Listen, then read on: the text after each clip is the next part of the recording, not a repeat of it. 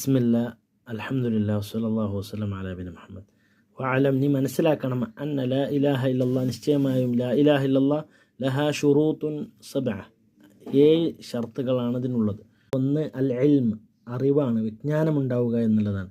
ലാ ഇലാഹ ഇല്ലല്ലാഹ് എന്താണെന്ന് മനസ്സിലാക്കണം, അറിവ് നേടണം. അതിനെക്കുറിച്ച് ജഹ്ല് ഉണ്ടാവാൻ പാടില്ല. ഐ അൽ ഇൽമു ബിമാ തളമ്മനതുഹു നഫി, നഫിയും ഇസ്ബാത്തും. നമ്മൾ പറഞ്ഞു ലാ ഇലാഹ ഇല്ലല്ലാഹ്ക്ക് 2 റുക്നുകളാണുള്ളത്.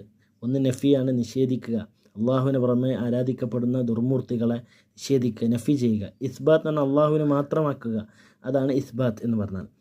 അള്ളാഹു സുബ്ഹാനഹു വ തആല പറയുന്നു, ഫഅലം അന്നഹു ലാ ഇലാഹ ഇല്ലല്ലാഹ്, അള്ളാഹു അല്ലാതെ ആരാധനക്കർഹനായി മറ്റാരുമില്ല എന്ന് നീ മനസ്സിലാക്കണം, ഇൽമ് നേടണം. ഇല്ലാ മൻ ഷഹിദ ബിൽ ഹഖ്, അള്ളാഹുവിന് പുറമെ ആരാധിക്കപ്പെടുന്നവർ ശഫാഅത്തിന് അർഹമായില്ല, അള്ളാഹുവിന് മാത്രമാണ്. അള്ളാഹുവിനെ അറിഞ്ഞുകൊണ്ട്